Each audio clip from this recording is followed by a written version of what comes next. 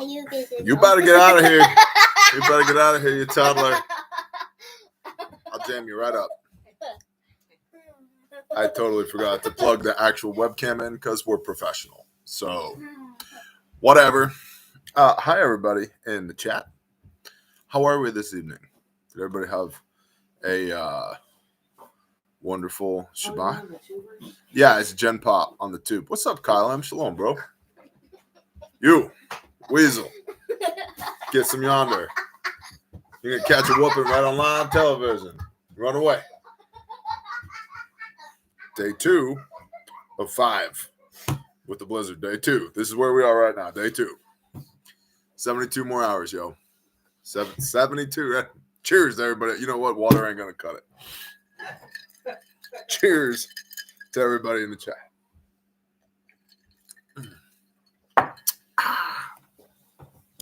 I hope everybody had a great day. Great day of rest. And I was sitting on the couch being restless, as I'm prone to do after the sun goes down on Shabbat, because the day starts in the evening. And I'm like, you know, I got all these questions, and really they're questions for y'all. And so I intend this to be an interactive live stream. And if you're watching live, I'll look at your comments in the chat. And if you're not watching live, you're watching on the replay, you can absolutely put your comments down below. Okay? Okay, Bear. Where is the mirror lantern missing from the wall? The back started coming off of it. Okay. So I haven't glued it back together yet, but that's where the mirror lantern is. There's the answer. Also, good catch. I didn't even recognize that it was missing. What's up, Dr. Trev? All right, so the questions I have for y'all are going to be about content type, frequency of content type, and then some things along the lines of Bear Independent swag, what we call BI, Bear Independent, RM, Refuge medical products and services you'd like to see, and live events, type of live events, et cetera, et cetera. And I figure what better, as I'm sitting on the couch being restless, trying to plan what 2024 should look like from an entrepreneurial standpoint with products and services, what better option than to have a conversation with y'all and let y'all inform the discussion? Because a thing that you might not know, hopefully you do, but a thing that you might not know about business is a business's job is to solve problems.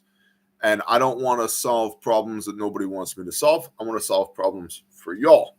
And YouTube is actually a business, like being a YouTube content creator. You might not think it is, but the IRS thinks it is. And so they take it seriously. Therefore, if you're going to make YouTube content, you need to take it seriously as well. So here we are. I'm looking at the chat. And what I want to from you, first thing we're going to talk about is content. I'm frozen on your phone, huh? That's cool. That's great. Okay, I'm still alive. Heard there's been some earthquakes in Oklahoma. There have. That's not what we're talking about right now, though. Content here at the Bear Independent Gen Pop channel. Not talking about Patreon. Patreon is going to maintain at a minimum. It's 3 exclusive videos per week, and the Patreon exclusive live stream Thursday, and the Torah portion videos. So that will be a sustain right there. Talking about improve on the YouTube side.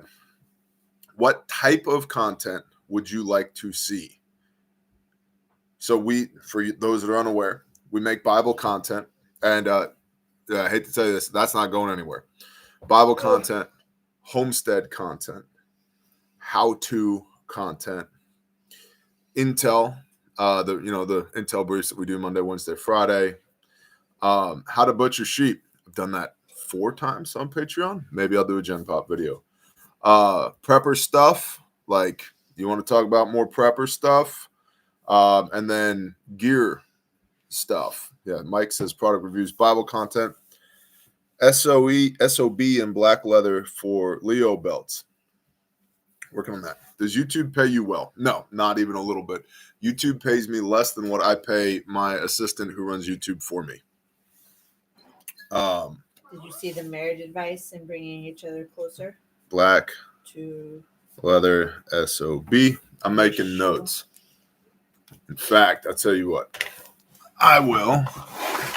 I will remember you. Da da da da da da da. Tree work. I don't know, Mike. I don't know. How can we improve? More Bible. What version of the Torah do you read from? The scriptures. So we got black, leather, SOB, tree work, vids. I saw that. Marriage advice. Marriage advice. Homestead walks. Homestead walks. Prepper classroom. More CEO bear. CEO bear. So there's a whole 201 series for the prepper classroom that's coming. I've been working on that. It's actually what led to the outline of the book that I'm writing. So Tree of Life Velcro cap. Tree of Life patch. Bird walking with bear. Camo. I've got some videos on Camo, especially on Patreon. Building mag. Exercise your no muscle t-shirt with knife hand swag. No muscle t-shirt. Okay. Escape and evade, E&E. I'm probably not capable of teaching E&E, honestly. Everything that I know about it, I was taught from people that know it, and so I'm no expert on that. I know enough, but I'm not comfortable like teaching that. So just being perfectly honest. That's a good idea, Ebor. Could do a recurring segment where you employ fundamentals to a hypothetical Google Earth screenshot and draw all over about homestead defense, food production, etc. Prepper chick, Velcro patch, bear bingo shirt. CEO and business bear. Torah and philosophy mindset. What's up, Artorius? Tracking like a tank bear swag. So we have a tracking like a tank t-shirt. If I was smart, I would have pinned it to the thing down below when I went live, but I didn't do that because and if you want to see it in something else, you want a long sleeve or a hoodie or that's a great word, chicken farmer plus be obedient. I appreciate you.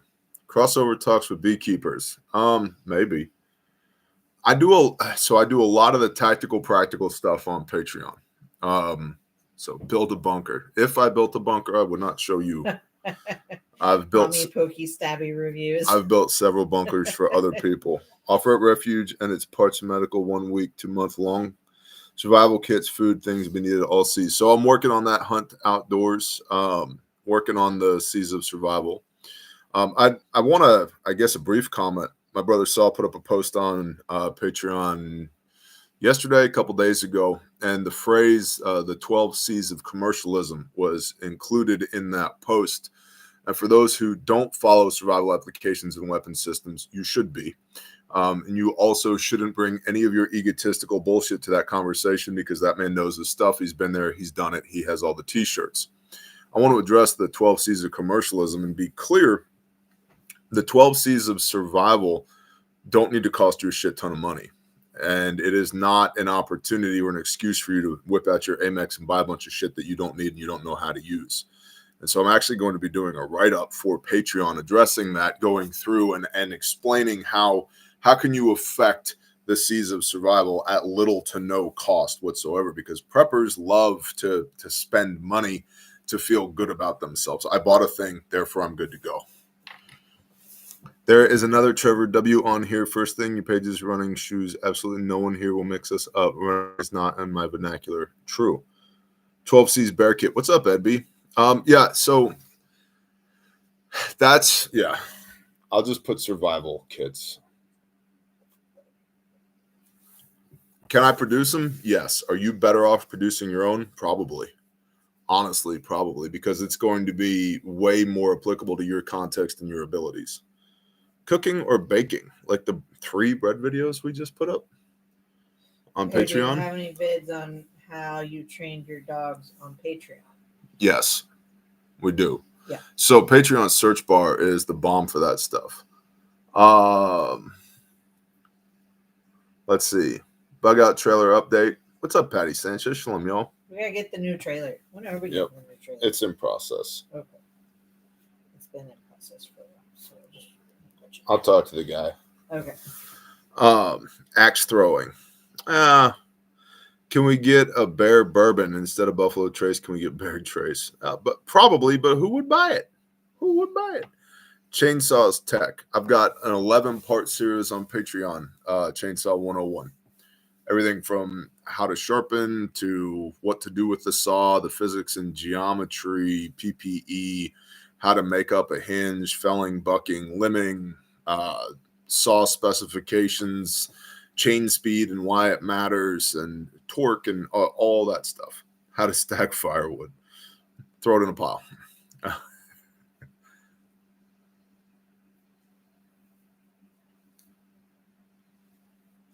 Okay, so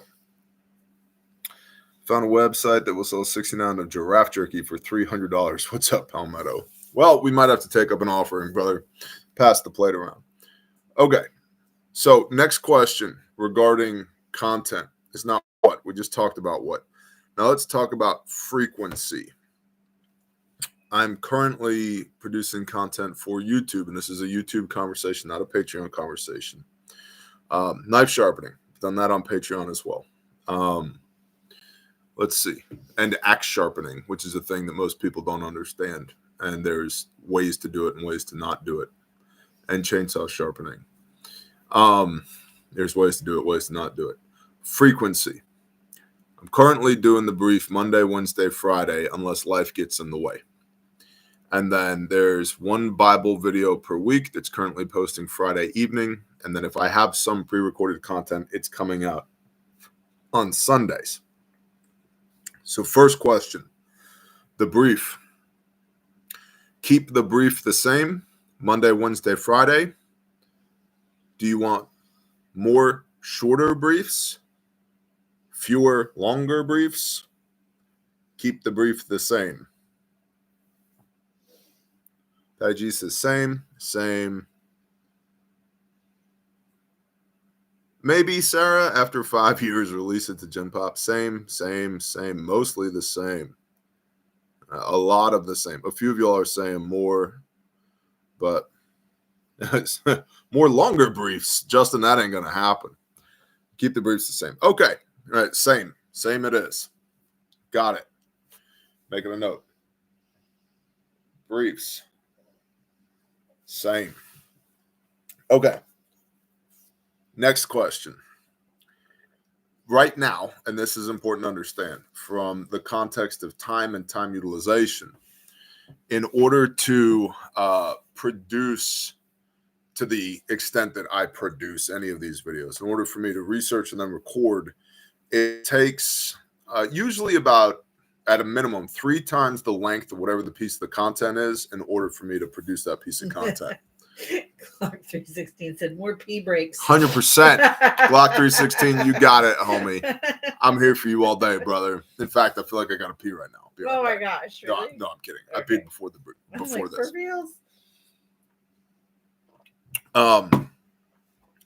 So when I do a Bible video, if the Bible video is an hour long, it took me 2 hours of time to get my ducks in a row in order to make that Bible video at this point. And so that's 3 hours utilization of time. So I would like to do more Bible videos, with building a house for my family and with building Caleb House, the time, I have not prioritized the time in a way to be able to do that. And being perfectly frank, the consumption of the Bible videos that I put out, if I put a picture of Michael and Barack Obama as a thumbnail, 40,000 people watch it. I put a picture of me reading the Bible, 2,000 people watch it. Well, maybe that's what we need to do. We just need to make some. Oh, yeah, that's for the Bible vids. Or you know what? I'll tell you what we'll just suck people in. We'll just clickbait title all of the Bible videos. There you go. That's a great idea. What's up, Striker Kid? Get back to doing some gear reviews. So I've thought about that. A lot of the gear reviews that I've done in the last year or two have landed on Patreon. So I respect you for doing Bible videos, but I don't watch them. Well, petrol veins, thanks. Whatever floats your boat, homie. So, okay. So I'm seeing a lot of love for the Bible videos. And I have seen some people, for example, Guy Dudebro says Book of Enoch. The Apocrypha is something I'm going to get into after I've read all of the canonical Bible. So right now we're in Daniel. And when we finish Daniel and we get through the minor prophets, Micah and Amos and Nehemiah and, so forth and so on, Joel, then we'll get into First Chronicles, Second Chronicles, and after that, after Second Chronicles, you're into Matthew chapter 1. And I've already read all of the New Testament. So we're working our way through the Old Testament right now. So what I'm thinking is, after I finish the Old Testament, then I'm going to jump into the Apocrypha. And so that's going to take a hot minute before we get to the Apocrypha, but it is on my radar. And the reason for that is I don't think anybody needs to get into the Apocrypha until you've read the Bible. And without getting into the veracity of the Apocrypha, because it varies depending on which book we're talking about in the Apocrypha, the non-canonical texts, you need to have a firm grasp of the word first, and then we'll do Apocrypha. And so I'm going to finish the word first, and then we'll do Apocrypha. I'm also going to,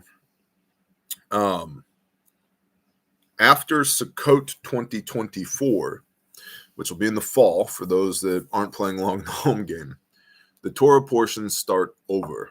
And I'm going to record a new series of Torah portions. Right now, the Torah portions that I'm putting up on Patreon each week are 2 to 3 years old. And so I'm going to record a new series of Torah portions for Gen Pop, for YouTube, that will be released each week as well. And so from a frequency standpoint, after we finish the OT, which should be 1 video per week, barring any extraneous BS, then we'll get into an Apocrypha video and the Torah portions each week. Hopefully that should be a 2 a week. My primary question is, do you guys and girls, is it too much? Are you able to keep up with the amount of content that we're putting out? Or do I need to overall ramp all of that back?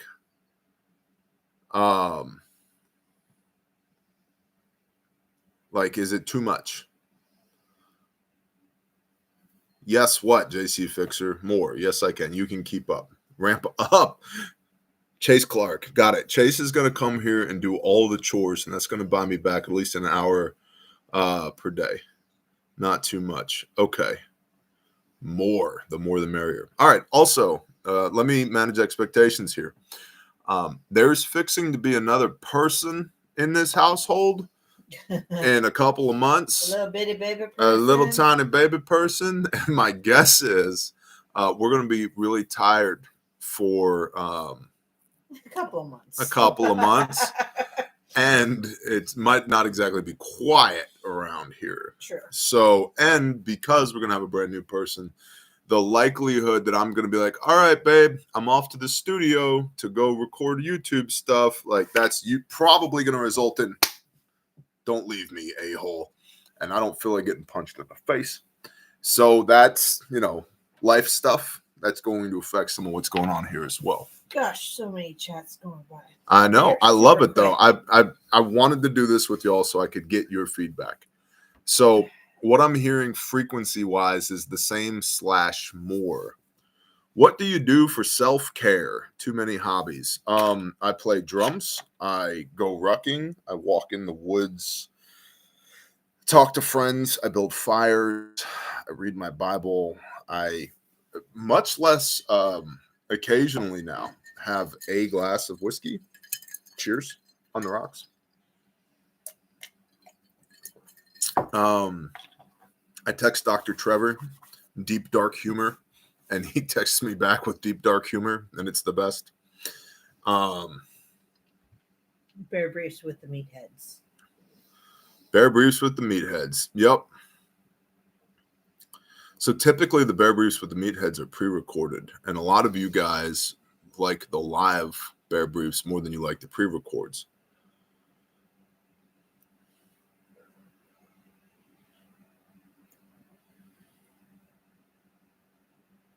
My wife and I started the Bible videos, but I'm confused on when you switched to New Testament. Was it after the Torah? No, Douglas. There's actually 3 different playlists for the Bible content. One is Old Testament, one is New Testament, and one is just the Bible, all of them. And so I started reading Genesis chapter 1 and Matthew chapter 1 at the same time. It's one of the reasons that it kind of annoys me when people are like, yeah, Bear, but what do you think about Galatians? I'm like, I've read every word of it on camera. Well, maybe touch on that for a second. YouTube has playlists. Yes. It does. Go look at the playlist options. Yep. You click the Bear, put in this YouTube search bar, Bear Independent. The channel will pop up. Then click the channel and then go to playlists. And there's prepper playlists, the what do we call those? National Preparedness Month playlists, the Prepper Classroom, Trauma Medicine Series, Bible videos, Intel, all that, gear reviews. They're all in their own playlist. They're all right there. Basil Hayden, nice hunt outdoors. I appreciate that, Chicken Farmer Plus. So, all right. So frequency, we talked about that. Okay. Yes, Garen, new prepper classroom is in the works. I'm working on it now. And when I do that, I will probably coordinate with Mr. Dudley and we will go to one of the offices, if not the studio, get a whiteboard out. He'll set up the camera and I will do the entirety of prepper classroom 201 in like a week and film what will probably be about 40 episodes in like a week. And then those will dribble out. It's called banking content. Hey, that's me. It is you, Mr. Dudley. And so you batch up all that content, you make it over a short period of time, and then you schedule it for release. And that's not everybody does it that way, but I do it that way because it's the most effective use of my time because it eliminates the travel, setup, and tear down for each video. Like if I go and I record 8 videos in a day, that's 1 travel, 1 setup, 1 teardown. If I do a different video each day, that's 8 days travel, setup, teardown. And so it more optimizes your time when you batch that way, which is why some people are like, oh my gosh, he's wearing the same shirt in that video that he was in that one. Bear never changes clothes. So first of all, yeah, I rarely change clothes. Second of all, yeah, you're correct. You caught me.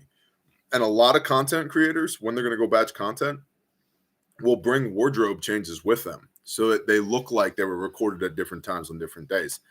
I don't have time for all that shit. I don't care. And if you care, my thought process has always been, I'm giving you the same amount of time on camera. You're getting the same amount of value exchanged. Who cares? So, and then, or you could do what Alex Ramosi does. Just always wear a white wife beater so you always look the same. Some people do that as well. So we do not judge. Thank you, Scott. All right, so we talked about content types and content frequency. Next thing I wanted to discuss with y'all is Bear Independent swag. I am unapologetically bringing Bear swag back. So many of y'all have asked, when are we going to get more t-shirts, patches, hoodies, stickers? The timing is right now because I need to fund the construction of a house. And I'm being 100% honest with you. If you trade me your fiat currency for a t-shirt, a patch, a hat, a sticker, a hoodie, or whatever, I'm going to keep some of that money because that's how capitalism works. And I'm going to use that to build a house. And I think that's a fair exchange. So it's like direct support of the show, because if this house falls on top of me, there's no more Bear Show. Okay. So a lot of people are getting their swag and saying that it's awesome. Awesome. So it's great feedback. More tactical chicken stuff. So what would you like to see as far as swag is concerned? Right. Like truck window decals. Collector t-shirts. I don't know for all that. I have a bunch. If you're a size 2X, I have a bunch of Bear collector t-shirts. Every t-shirt we've ever made, I have at least 2 of. And Isaiah said names of Yah on a shirt. Isaiah, that's a great suggestion, but we're not going to do it because we're not going to make money off of Yah's name. We're not selling Yah's name. What does the beanie you had on the other day mean? Son. Yes. Wait, where is it? I don't know where you put yours. Those are socks. They're right there in the bag. Oh, yeah. I got one right here. What does this beanie mean? Okay. So let me explain to you how this beanie worked. This beanie was, we came up with the idea that we needed to have just a Refuge medical beanie or toboggan cap or watch cap, depending on how old you are and where you live. And when we first put this on, like so, I was like, man, that looks great. But I don't feel good. I don't like having our logo across our forehead because the renewed covenant in Hebrews chapter 8, and I know some of y'all are like, oh, Bear, shut up. Hey, guys, sorry, I'm an ordained pastor, and you asked a question, okay? I didn't feel right having our logo across the forehead because if you read Hebrews chapter 8 in the renewed covenant, the Father says he will put his laws on our mind and write them on our hearts, and then he will be our Elohim and we will be his people. And then you get into the book of Revelation and being sealed in the forehead with the name of Yah. I was like, I don't like, I think it looks great, but I think it's a little pretentious to put our logo on somebody's forehead. So they got printed on 2 sides. And this right here is Yah's name, the creator's name. Yahuwah, Yahweh, Yahavah. Yod, Hey, Vav, Hey. This is Paleo Hebrew. This is old school like Hebrew hieroglyphics. Okay. So this is the Yod, outstretched arm. By the way, in the Bible, anywhere it says outstretched arm or strong hand, that's the Hebrew letter Yod, which is what this is, which always foreshadows Yeshua, always foreshadows Messiah. Yod, Hey, Vav, Hey. And the common Christian interpretation of this is behold the hand, behold the nail, foreshadowing Messiah. And you can go with that. That's one interpretation, and I'm not saying that that's wrong. But in Matthew 22, verse 36, Messiah is questioned by the Pharisees. Master, Rabbi, what's the greatest commandment in all the Torah? And he says there are 2. The first is you shall love the Lord your God with all your heart, with all your soul, with all your mind, with all your strength. Deuteronomy 6, verse 5. With everything you got. The second is you shall love your neighbor as yourself. Leviticus 19, verse 18. On this hangs all the Torah and the prophets. So this is Yah's name. I'll show you what his name means. Outstretched hand to this guy right here. Love your neighbor. Upstretched hand to Yah. Love Yah with everything that you've got. So you reach out to your neighbor and you reach up to Yah. Love the Lord your God with everything you've got. Vav Hey. And love your neighbor as yourself. Yod Hey. On this hangs all the Torah and the prophets. Link to buy that beanie, please. Ben, see, here's the thing. You can't buy it. Because it has Yah's name on it, these were not for sale. You can't buy these. And so we did a limited run of these at Refuge Medical. And then we, frankly, took as many as we wanted for our staff and for our homies. And then I put, because I discussed this on a Patreon live stream, I put a link on Patreon to purchase this hat for $0 because I won't sell it. These cost me $17 a piece, but I won't sell it because it's got Yah's name on it. It was $5 flat rate shipping. You can pay for the shipping, but the product was $0. And the remainder, 55 of them, sold out in 2 minutes. And so we're debating doing another run of them. And if we do another run of them, there's already many dozens of people on the waiting list to get more of them. And I will do what I can when I can to make these available. But I'm not selling them because I do not believe anybody should profit from the Creator. Everything I have comes from Him, and I don't need to be selling trinkets with His name on it to build my house. You want to help me build my house, buy some BI swag, buy some Refuge medical stuff. But that's the story of the hat. That's what that means. Paleo Hebrew, Yod He Vav He. That's the name of the creator. And if I was going to have anything on my forehead, it was going to be his name first. Our logo can go on the back. We are way less important than he is. So that's what's up with that.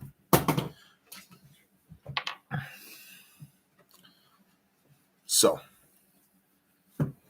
all right. So I see you taking notes over there regarding BI swag. I'm assuming you got it. Can you do it as a gift with a donation to the ministry? Probably, but we're not set up to do that right now. I didn't think it was going to catch fire the way that it did. No, Isaiah, you're good. There's no judgment-free zone, homie. I mean, unless you're being an absolute turd, and I don't think you are, Isaiah. It's warm in here. Oh, really? Yeah. Actually, be first. I have my 7th Refuge order on the way. I appreciate that. You're good, Isaiah. There's lots of people that will sell you stuff with the name of the creator on it, and that's between them and Yah.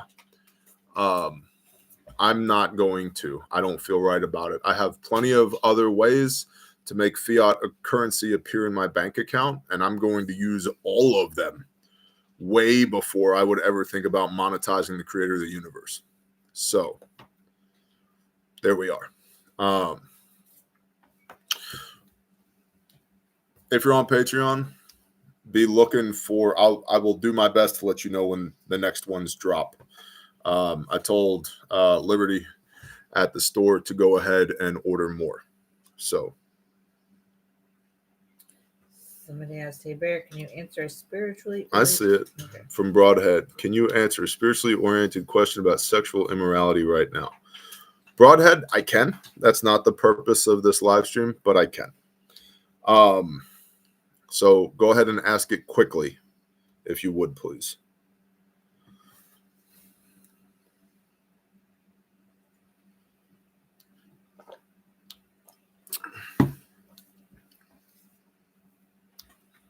Pastor Bear, I would definitely send a donation for one each of those hats. Bone Crusher, I love that and I appreciate that. Again, we're not going to exchange money for anything that has Yah's name on it. If the Spirit convicts you to donate, then donate. If you're donating because you're getting a good hat out of the deal, how pure are your motivations? Kids are still going to be trafficked and raped regardless of whether or not anybody has this hat on. Okay? So, and I mean that as politely as possible, but I'm not into the dog and pony show when it comes to donations. Either you're convicted to donate or you're not. There should be no need to sweeten the pot given the work that we do.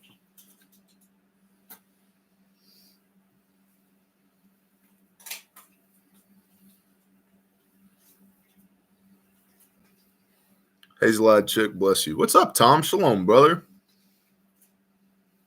Veronica, good evening. Bear, can we get a tattoo walkthrough? No, they're all old. The guy that got these tattoos is dead, and his sins have been washed clean by the blood of Messiah, and there's not a single one that I have that honors the creator of the universe. I played drums in a satanic metal band for a decade, and that's where these tats come from.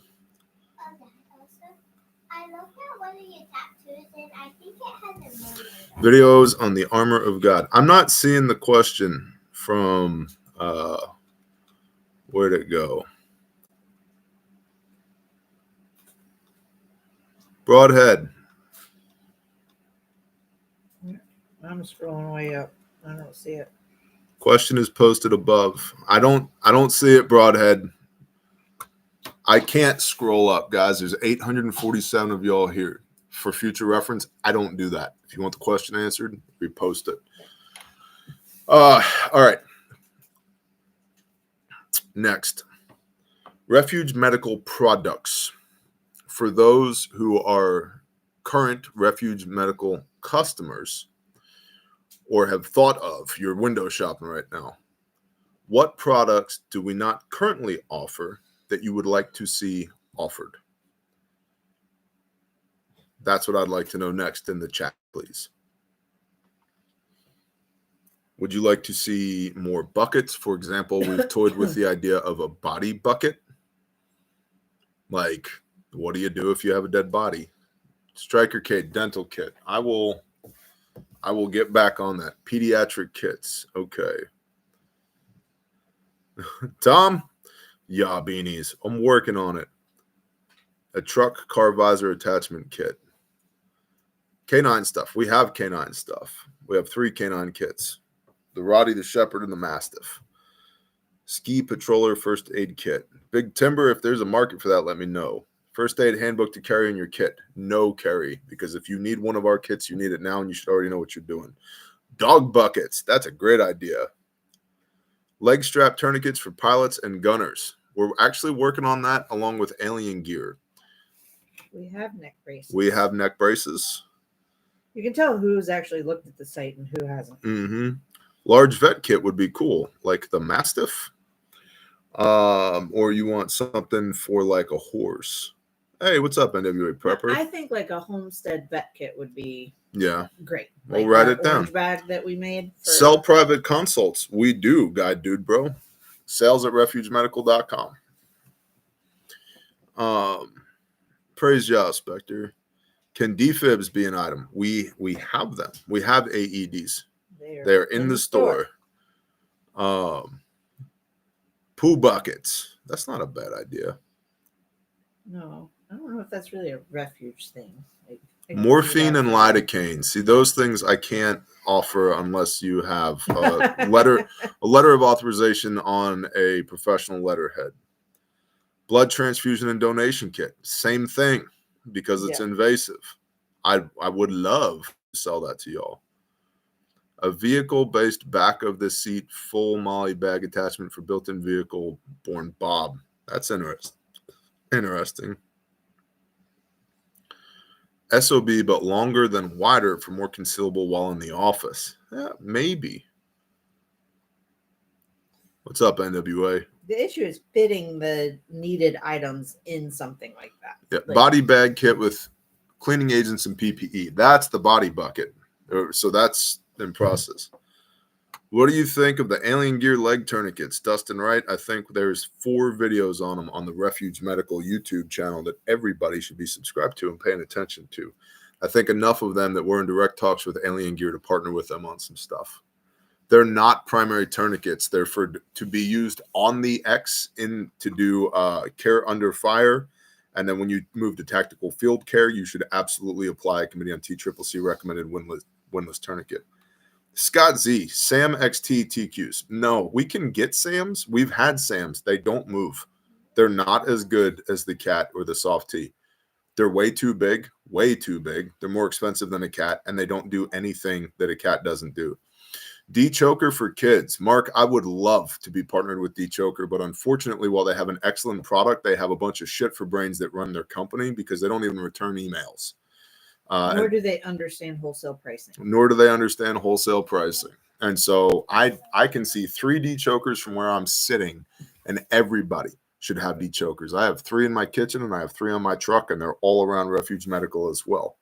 But you can buy them cheaper from their website than they the offer wholesale their pricing. Wholesale pricing. Yep. And so even though I have no interest, I would love to be partnered with D-Choker as a wholesaler, but I'm not. That being said, you should still go buy D-Chokers. They're that good and they're that needed, and you should have them. Decontamination bucket. Write that down, honey. Decom bucket. That's a good one. Floating IFAC for boating and fishing. So the Crash FAC floats and is vacuum sealed. The Smash and Crash kits float and are in hard cases. And the Ox floats and is in a hard case. And we have other vac sealed kits that would be waterproof as well, right? Yeah, like the bleeding control kit. Right, or the slick kit, or shooting range bucket. Maybe, Roger. You should really have a bear fac at the shooting range. Hypothermia prevention vehicle survival kit for somebody stranded. A stranded kit is a good idea, like a stranded bucket. Vehicle crash I think bucket. having an actual like roadside emergency kit. Somebody Yeah. suggested that, but having like a legit kit, Yeah, would be good. What's up, Hans? Shalom, bro. Stranded kit. More book choices. 6-2, if more people who had good books approached us about carrying their books, we'd have more good book choices. I'm not opposed to it at all, but nobody, guys, we do tech med. So if somebody that's tertiary to what we do comes to us and is like, hey, I want my book in your store, as long as they're not a scumbag and it's a good book, the answer is probably going to be yes. But we're not out there looking for books. Kitchen burn kit. That's a good idea. Burn bucket. I think we have a burn bucket. A burn bucket. The problem is a lot of people turn their nose up at the price because burn dressings are expensive, because burn dressings are required to be sterile because your skin is the largest organ in your body and it's the barrier in between you and the nasty, yucky, dirty world. And if you break your skin, you greatly increase the likelihood that you introduce infection. And burns are gnarly, and therefore burn dressings have to be not only moist, they have to be sterile. And so they're more expensive than your regular gauze. And Right. That's why when people go to buy burn dressings, they're like, oh my, yeah, that's expensive. It's like, well, have you ever had like a blood infection? That's also expensive. Yeah, ask my mother that had a firework explode underneath her chair, and how long it took to heal and how bad the burn was. Thank you, Can't See Us Prius. Chat's too fast. Oh, you should be on this end. The bad one night stand bucket. That's the shovel and lie bucket. Physical rehab after the wounds are healed. Wound care bucket. Bear, I bought a 4x6 patch to my adventure kit. Started with RM gear. Just wish I could have brought the pouch from you as well. Add pouches. Striker Cade. So that's something that we're looking at. If What pouches? Just Molly pouches. Thin mint bucket. Shelter bucket. Different color for current Bear Effect 3.0. Dude, we've run so many colors, Alexander, on the Bear Effect 3.0, and it has just... It flopped. Nobody buys them. Yeah. We've run M81 Woodland, multicam black, OD green, Ranger green, gray, floral, purple, red with reflective, black. Well, the girl colors aren't orange. Like, we've run all of those colors. And I'll tell you what sells. 8 out of 10 are red with reflective, and the other 20% are multicam, coyote tan, and Ranger green. The rest of them, they don't sell. And economy of scale might not be something that most of y'all are accustomed to, but it takes 4 times as long to cut 50 pouches and sew 50 pouches than it does to cut and sew 1 pouch or 2 pouches. And so you get a significant cost savings with an economy of scale. The more you do of something, especially when it's repetitive, the lower the cost per unit is. Can you come chop up some firewood for me? Probably not, being perfectly honest. Yeah. Alpenflage? Dude, nobody's buying Alpenflage. Nobody. The autistic LARPer nerds on YouTube aren't buying Alpenflage. Butt stock kit. So, Stephen, we've toyed with that. The belt kit can be mounted to the buttstock of a rifle, and it works great. Bourbon bucket. There you go, Garen. It's just 5 gallons of Blanton's. That sounds great.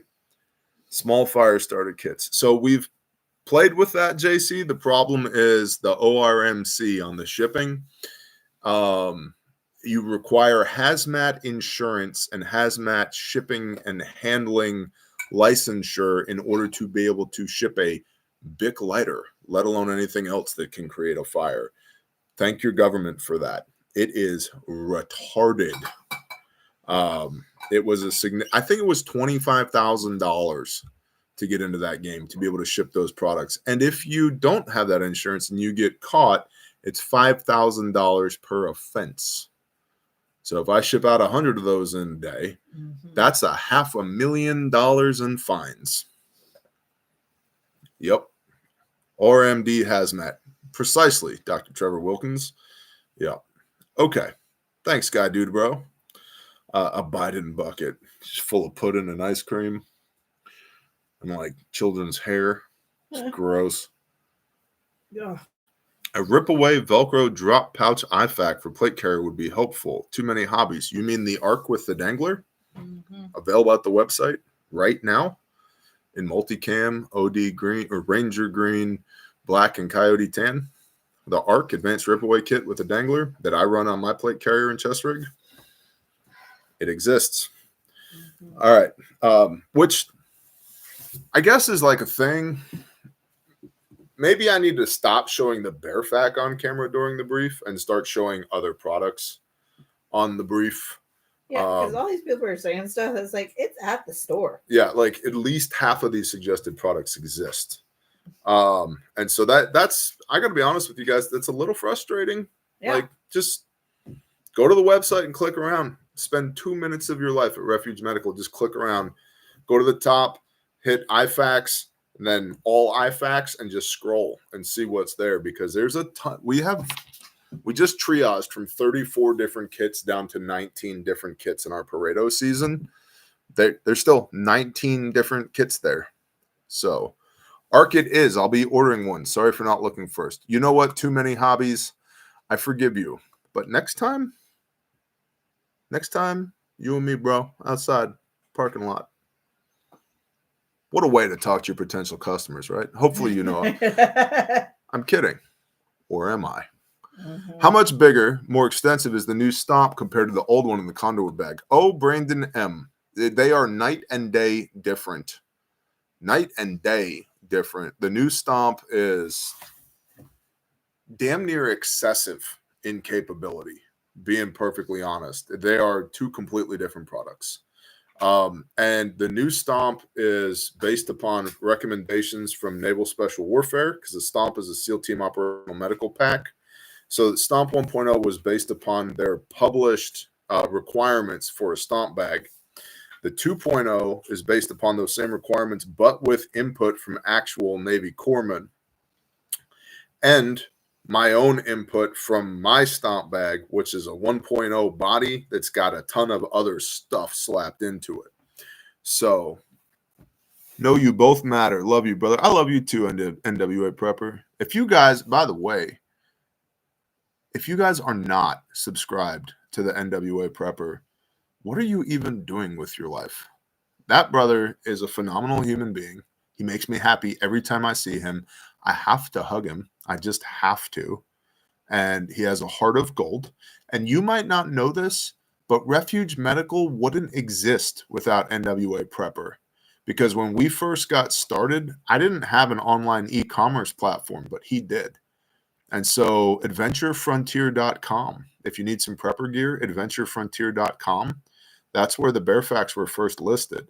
And NWA helped us get off the ground and launch this company that's now on 4 continents at like no cost to us, because he's a phenomenal human being and he's a good brother. And so for that reason alone, you should be subscribed to the NWA Prepper. He's also got great prepper content. So, and like highly motivating. So yes, we have litters. Yep. And Jensen Family Homestead, the easiest way to answer that question is for you to get out your adventure kit and your Bearfac and then go look at the website and compare the contents. Asking what's the difference between the two versions. What? The difference between a Bearfac and an adventure bag? No, the Bearfac 2.0, 3.0, Adventure 2.0. Yeah, so the content's definitely changed. And one of the key changes on the Bearfac 3. There's more. One of the key changes on the Bearfac 3.0 was we added these Molly bar tacks on the side. In addition to upgrading the contents inside even further, we added these Molly bar tacks so that you can shock cord on a tourniquet or a pouch or chem lights or a glass breaker or your shears or whatever on the outside. It's come a long way from the Bearfac 1.0. Went to Spiral last week. Yoab Bishop. Cool. We go there regularly. Female bucket full of feminine products. Maybe. I mean, that would be a good prep, potentially. More Bear custom knives. So those come from Fleming Fabrications, and he makes what he makes, and they sell out like that fast. But I'll let him know. My wife is writing it down now. What? Oh, Fleming? Fleming Fabrications. Sell the upgrade items for Fact 2.0 to a 3.0. Bear, how do I get a Bible? Best question of the night thus far, Matthew Bishop. Grindstoneministries.com. Grindstoneministries.com. And just click on I need a Bible, and we will send you one. That will send us an email. In your email, I don't need to know the reason why you can't afford a Bible. Now, if you can buy one from there at our cost. If you can't, no hard feelings, bro. Just click on there. That will send us an email. I don't need to know why you can't afford one. I do need to know where to send it. Because a lot of y'all send emails that like, I need a Bible. The end. And then we have to reply. And there's no address in there. And I could put my OSINT teams on reverse lookup on your email address to find out who you are in real person, then narrow down your location to a specific geographical region, and then continue to do some OSINT and figure out where you live. But it'd be way easier if you just tell me where to send your Bible. So I would really appreciate it if when you make those requests, you put your address in the email. No problem. To anybody who can't afford one, I don't care. No judgment, bro. There was a time in my life where I was a father with 3 children and a husband with bills to pay, operating a business, and I had 16 cents in my bank account. And a bunch of people, a handful of really good people from our previous church helped us make it through that time. And I was blessed by them and their obedience to the Father. So, and for those that don't know, I'll repeat this story quickly. When I first got convinced to give away Bibles, I priced how much is a case of Bibles, 20 Bibles. And at the time, it was $214.80. And I didn't have $214.80. And so at this table, right there on the other side of the table, I prayed before I went to bed. And I said, Father, if you will put $214.80 in my hand, I will use it to buy Bibles. I don't have the money, but you do. And so you put it in my hand, I'll do it, and I'll give them away. In Yeshua's name, amen. And I went to bed. I woke up the next morning, went through my quick morning routine, and I was checking emails, which is part of how I start my morning every morning. And I had a PayPal notification. We used to have a link in the description that was buy me a coffee, and it was like $3. You'd hit the button, it'd buy Bear a coffee. It was $3. And that $3 went to my PayPal. But you could put in a different amount if you wanted to. And somebody, I'll never know who because it was anonymous, somebody put in $215. And there was a note that said, I don't know why I'm sending this to you, but you do. That's all it said. And I might have cried like a baby for a few minutes and then ordered my first case of Bibles. Since then, we've given away more than 7,000 Bibles. Praise Yah. That's pallets of Bibles. Praise Yah. Goosebumps every time I hear that story. Mm-hmm. Praise Yah, Kyle. So. Like 5,000 trays. Sell custom ringtones of people. Grindstone Ministries, so I don't misspell the email address, please. It's just admin, ADMIN, at Grindstone Ministries, like you typed it, .com. That's all it is. So, all right. So we've talked about content types and frequency. We've talked about Bear Independent swag. We've talked about Refuge medical products. The last thing I want to discuss this evening is live events. What type of live events? And when I say live, I don't mean like I turn the camera on and I go live. What I mean is events where we can interact in person. What type of live events would you guys like to see in 2024 and or 2025? Because being perfectly honest, bless you, Fluster Cluck, being perfectly honest, I am booking commitments for third quarter 2024 right now, and it's mostly full. So I'm really in Q4 right now. And I know that probably seems ridiculous to you guys.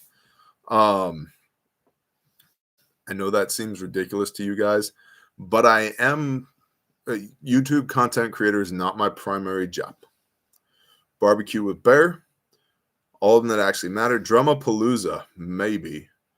Where is your Cat 7 made? Our Cat 7s are made by Cat Resources, which is a company that is a subsidiary or tertiary to North American Rescue, made here in North Carolina, United States. They are real cat tourniquets because we don't F around.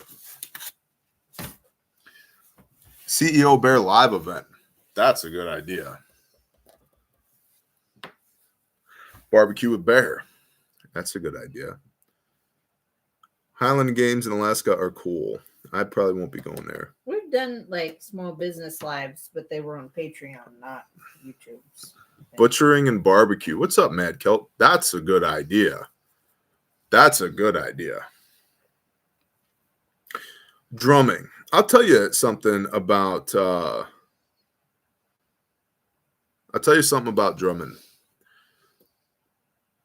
And I don't mean to sound like a prick when I say this, but as for right now, drumming is mine. We have so many other touch points, y'all. Drumming is mine. And when I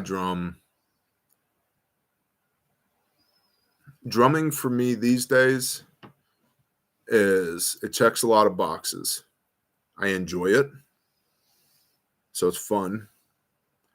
I have 25 years of sunk costs and experience into drumming. That's significant. That's a career. 25 years of doing it. It's great PT because I don't play light jazz. I play metal. And when I play worship, I play at 1.25 to 1.5 speeds, and I play metal drums over worship music, which could be its own YouTube channel, but it won't be because lastly, when I play, that is me and Yah time. And I pray, and I scream, and I cry sometimes, and it is deeply personal to me.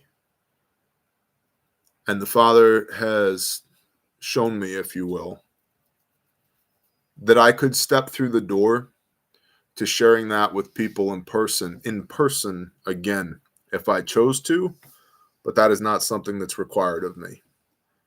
So my drum studio is my prayer closet. And when I go in there, it's me and Yah and loud music.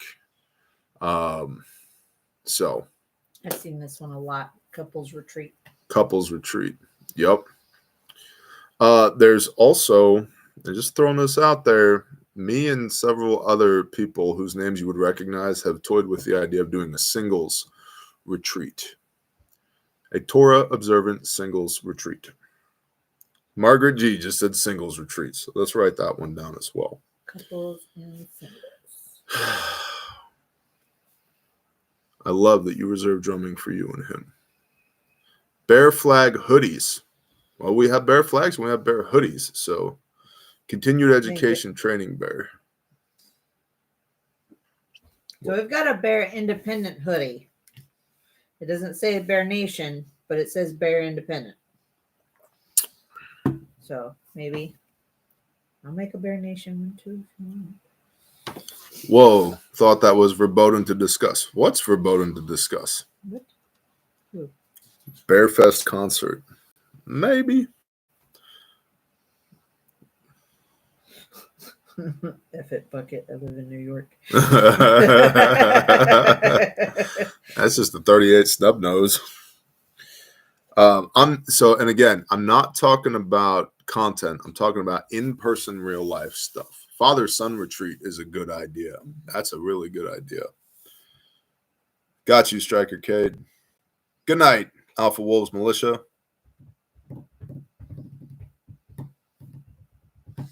I want to put Let's do it, ABT. Because that would be. Yep.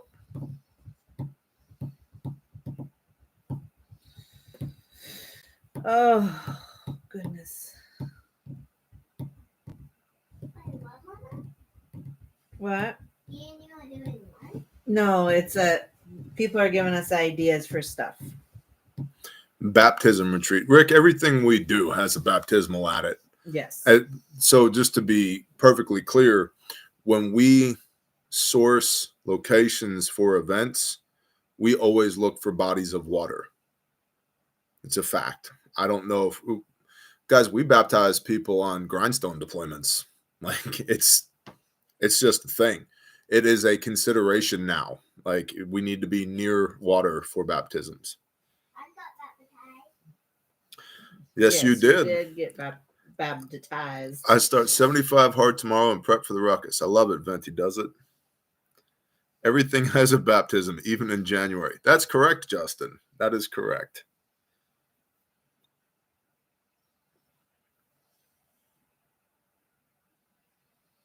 Hey, Lutheran here. Love your show. Wish I knew the difference between Torah and what I believe. Tubbs, just start watching along with the Bible videos. It'll click.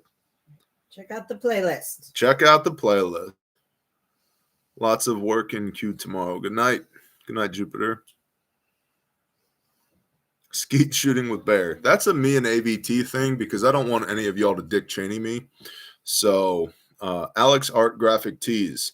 Jason, they're coming. Those are coming. They're coming. Christ is in the Torah. 100%. The first word, Torah just means instruction, and it refers to Genesis, Exodus, Leviticus, Numbers, and Deuteronomy. And the first word of the Old Testament in Hebrew, what in Greek was translated and then into English is Genesis. The first word, the title of the first book is Bereshit. Bereshit. And it prophesies the coming of Messiah. That word does. From the house of the head, there will come a son who will be crowned. Bereshit. It's the first word in the Bible is a prophecy about Messiah. Bear workouts. How to leg press a skid steer. Mm-hmm. Well, what you should do is put on a 75-pound rucksack and go outside when it's below freezing and 40-mile-an-hour winds and suck it up, buttercup.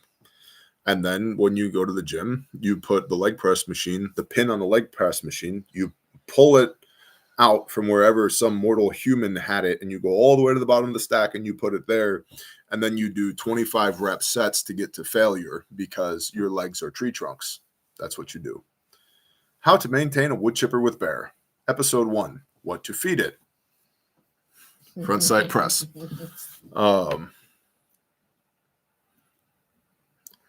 Bug out bag by Refuge. Yep, we've seen that. Blue collar live. Let it flow. That's a good idea. I'd probably piss a lot of people off, though. All right.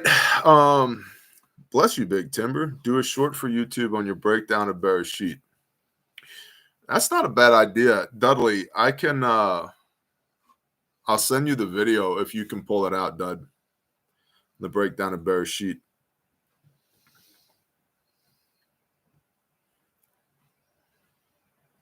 In Owetson. Patty, I think you mean in-person women's chainsaw class. Patty, you're welcome to come to a chainsaw class. I'll let you know. Waiting on the link. Well, just stand by. Link for what? What is that linking? I got it. No, you're not linking nothing. You don't even have this link. This is a super special secret hyperlink. Oh. Yep. Okay. Bereshit.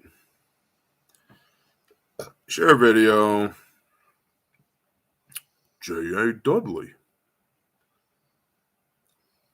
Sent, homie. It's in the beginning, about the 5-minute mark in, because in the beginning is Bereshit. Cool. Go ruck yourself t-shirt. Nice. Mm-hmm. All right. I got it. Do we have anything else to add? So we've been here for an hour. I've asked you for your input. Should we do a little bit of Q&A? Provide a little bit of value to the people who are here? Sure. I mean, I still got some whiskey in this glass. Like, I have a considerable amount of whiskey left in this Yeah, glass. you haven't really been drinking. I haven't. You've been All right. drinking your water. JC Fixer says yes. All right. So, rules for Q&A, because this is Gen Pop. Yeah. Number 1, you will be nice to each other in the comments. If you are not nice to each other, and if you're not nice to me, Dad will have to get mad and schwack your pee-pee. So be nice. Mom. Or mom. Dad or mom, one or the other. Okay? So be nice to each other. Red Prepper, I went to prestigious Bible college and majored in Bible theology. I've learned more from you and PJ than I did in 4 years. My family of faith are forever in thanks. Well, bless you, Red Prepper. Read the book. Do what it says. Appreciate you. So number 1, be nice. Number 2, put your questions in all caps. Okay? That will increase the likelihood that I will see them. If I see them and I want to answer them, I will. If I see them and I don't want to answer them, I won't. If I can't see them, I can't answer them. If somebody with a blue wrench answers your question has been answered. If you ask the same question over and over again, assuming that I haven't seen it, I might say, got it, not answering that, and move on. Okay? Because we're all going to be cool to one another tonight, because that's the way the world should work, and we are supposed to love our brother and sister, love our neighbor as ourselves. Okay? All right. So that's really it for rules. I may refer you to one of the 7,000 plus pieces of content that we've made on YouTube and Patreon. Can you imagine having an EV car truck in this weather? I'll tell you what, I've been following Edison Motors on YouTube, a Canadian guy that makes electric logging trucks, and they look incredible. So they have a diesel engine that powers a generator that fills batteries, and all of the drive axles are all done with electric. And dude is towing 150,000 pounds of logs and truck off-road in Canada and just killing it. So big fan of that. Chill. Is there a deadline to sign for the ruckus? Yeah, sooner than later. What's the name of the Apocrypha book that you mentioned? What's up, Chris Dupree? It is The Lost Books of the Bible, Great Rejected Texts by Joseph B. Lumpkin. It's on Amazon. I don't know if you can find it anywhere else, but it's on Amazon. Hi, Dart. Do you want to share thoughts about Jew tunnels in New York? I don't have them put together yet. Who asked that question? I don't know. It was Ed B. Ed B. I don't know what's going on there. I don't know enough about that yet. Somebody asked that on Patreon, and they weren't the nicest person when they asked that. And they insinuated that I wouldn't comment on it because they heard that Jews don't rat on other Jews. The newsflash, y'all, I'm not a Jew. I believe in Messiah first and foremost. I'm so Christian that Christians don't like me anymore.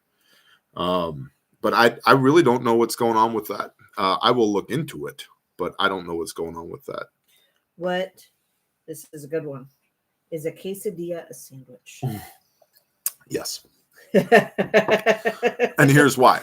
Because if you take a loaf of bread and you put peanut butter on one side and Nutella, or a slice of bread, not a loaf, and you put peanut butter on one side and Nutella on the other, and you fold it in half, that's a sandwich. Right.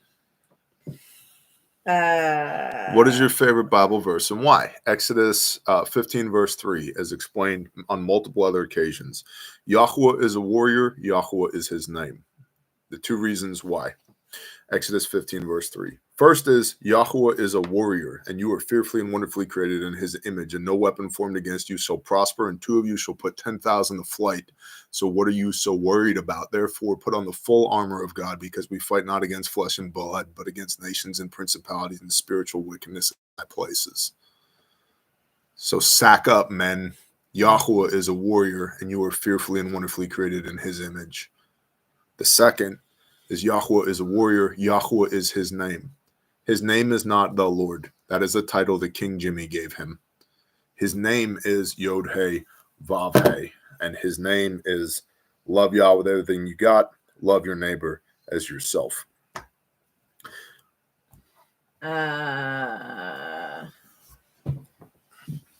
Quillian, YouTube must be canceling them because I don't know. I see that one. Have you heard of, yes, I have data expunged. Have you heard about the theory that the 1,000-year reign of Christ has already happened? I have heard that, and it requires a certain amount of dispensational bullshit in order to get to that point, based upon doctrinal teaching that pulls from timelines of Daniel and Jeremiah in order to make Revelation make sense in context of there being a rapture. If this is the millennial reign, where's Messiah? Where's the temple? Why Satan's supposed to be in the pit?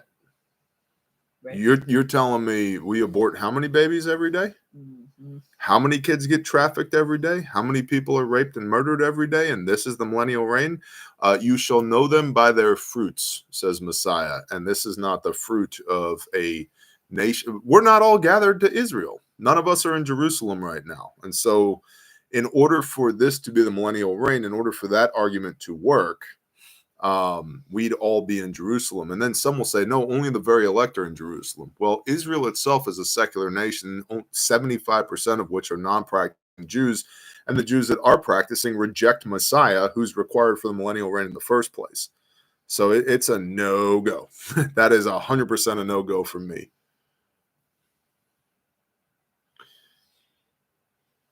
Do people actually wonder that? Yes, Kelly, they do. Mm-hmm. What's your favorite thing about being a father? My favorite thing about being a father are the mornings. I'm a morning person, and I like spending time with my kids in the morning. Usually by the end of the day, I have auditory overload from talking to people all day and processing information all day. And I like a quiet house in the evening, but with 3 soon to be 4 children, that doesn't happen. And it takes a while for the day to fall off of me by the end of the day. So in the mornings, I've got a fresh start. I like to hug my kids. I like to tell them to have a good day. I like to pray over them. I like to just talk with them. Give them little bits of wisdom, little nuggets, see if they're paying attention or not. And probably my favorite thing in that time, what do I do? That's my favorite thing. I like teaching. I like teaching them how to do stuff. I like it when my oldest goes to Stop the Bleed classes and women's self-defense classes and shooting classes, or just needs to know stuff about her car. I like it when my son, we just did a chainsaw class recently. I was teaching him, how to buck and how to start the saw and how to file a chain. And, was doing building a driveway for a sister a few months ago, and I had a dozer and I had a skid steer. You can't operate both at the same time. And I needed the skid steer to generate the dirt to base the road with, and I didn't have a whole bunch of time. And so my son came out with me on a Sunday, and he sat on the skid steer and generated dirt while I was on the dozer pushing and grading dirt. And that was great because he got to learn and we got to do dude stuff together. And that's what I love. I'm a doer. I like to do stuff. I don't like meetings. I don't like strategy sessions. I really, believe it or not, don't like sitting around, even though most of the time you see me these days is when I'm sitting around.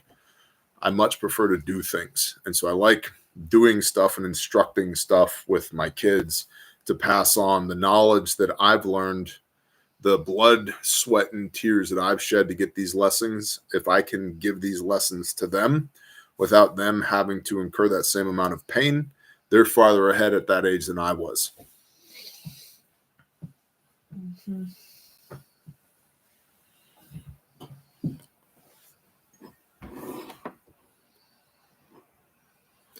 Mark Chase, map of the land the Father gave Israel, forever or temporarily? That's a great question. The covenant with Abraham is everywhere his foot has tread, and that is basically the Middle East. And in end times and Revelation, that's the area of the world that is discussed. Now, it begs the question, what happens to everything outside of there? Well, it even says in Revelation 22, verse 15, outside the gates are the dogs, the male prostitutes, and the whores, and those who engage in pharmakia and the unclean. I don't know. That's one of the things. We'll know it when we know it. And I think there's too many people who feel the need to say that they know without actually knowing. It's okay to admit when you don't know something, especially when it comes to the Bible. And proof text for that is Deuteronomy 29:29. The secret matters belong to Elohim, but what has been revealed to us and our children forever to keep all the commands of this Torah. So, what's the best part of being married and a husband? I mean, other than making more children, because that shit's fun. We can tell. The best thing about being married and being a husband. My wife is awesome in a lot of ways. One of my favorite things about my wife, if not my favorite thing about my wife, is my wife doesn't need me by worldly standards. She wants me. By worldly standards, my wife is tougher than any four of you men in the chat put together right now. It's just fact. She's smarter than I am. I have a high IQ. She has a way higher IQ than I do. She's like literally Mensa level. Phenomenal artist. Does not take shit from anybody and cannot police her speech. And that's occasionally gets us into trouble. But it's one of the things that I love about her. Too. Not just with YouTube. Well, yeah, with people. With people. Yep. But because my wife doesn't need me, because she wants me, like we actually have a really dedicated marriage. We're not just going through the motions. And when things aren't great, we know it because we're going to let each other know. And when things are great, we know it because we're going to let each other know. And so, like, my wife is my actual helpmeet. She's there all the time. My wife has been out to Caleb's house pregnant on a skid steer helping me move dirt because it had to get done. Flipping over. My wife has been in the offices grinding through data and building websites and whiteboarding with us because it had to get done. My wife has shipped way more boxes from Refuge Medical than you guys will ever know, because even though technically she's a C-suite level employee, for those that don't know, that's like the top of the hierarchy. It's like when there's shit to do, she's on it. She's in. Whatever it is that we're doing, she's in. And I need that because I do a lot of stuff. And she's also really good.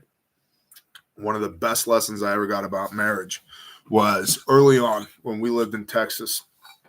Before we relocated, I was working like a bunch of extra work. Like I'm doing 70, 80 hours a week, which when I worked on the road, it's nothing, 100-hour weeks all the time. When you have a wife and kids, 70, 80 hours a week, I was coming home completely spent. Had no energy for even the lightest of conversation, and I was really short with my temper because I was spent. And my wife looked at me one day and she said, "You have got to stop bringing us your leftovers." I said, "What do you mean?" She goes, I understand you need to give it a 100% out there with what you're doing, but you can't. Give it 80% so you have 20% left over for us at the end of the day. And that like was a big reframe for me as far as the importance of my duties as a man and a husband, that I've always taken my work really seriously, but that's not the only thing that I need to take seriously. And if I blow all of my bandwidth on work, I have nothing left for my family, which negates the point of working in the first place. And you see a lot of tension in marriages for that. Well, you're never here. Well, I'm never here because I'm trying to support you. I'm at work. And if I don't work, then I can't support you. And then it becomes this push-pull dynamic between trying to maintain the household and even having a household worth maintaining. And so, yeah, you rock. Aww, Love you, babe. Love you. Mad Cat has a question. 7 pillars. What are the 7 pillars from Proverbs 9:1? Bible. Thank you, daughter. Smell like an orange. Might smell like an orange. Proverbs. None of these amateur verbs. These like run. proverbs. Do.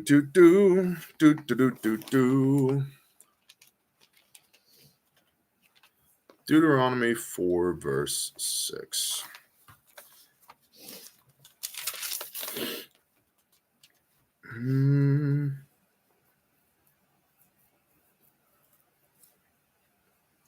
So,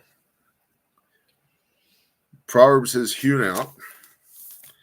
She has hewn out its 7 columns. Deuteronomy 4 is understood to be 3 separate columns, if you will. In the teaching of Deuteronomy 4, in the oral traditions, and let me make sure I get this right. In Rabbinic Judaism, in the teaching of Deuteronomy 4 is 3 parts, and all of Deuteronomy 4, each one of those is a pillar. And so what you end up with, as far as the 7 pillars, is Genesis, Exodus, Leviticus, Numbers, Deuteronomy, and then those remaining pillars. If I'm remembering that correctly, although I feel like I'm not, because I feel like it actually is in Numbers. Maybe it's Numbers 25. Brother, let me not give you bad information live on camera. Suffice it to say, there's a chapter in here, and I will research it and get back to you. There's a chapter in here that one chapter is considered to be 3 pillars. And so it's like you have Genesis, Exodus, Leviticus, these 3 pillars, Numbers, Deuteronomy, or whatever it is, and it breaks up into 7 pieces. So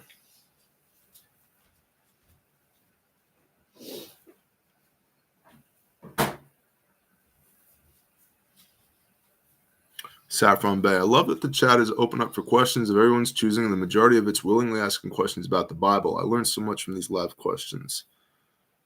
Bless you, Quillen.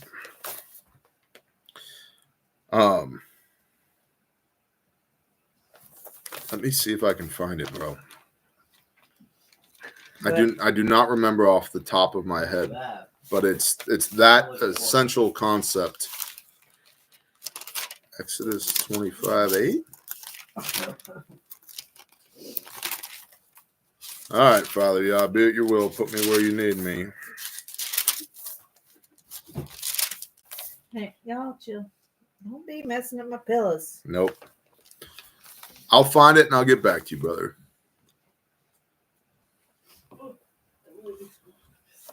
Have you found scriptural discrepancies in your study of the 613 commandments, e.g. laws that don't align with chapter and verse or don't even exist?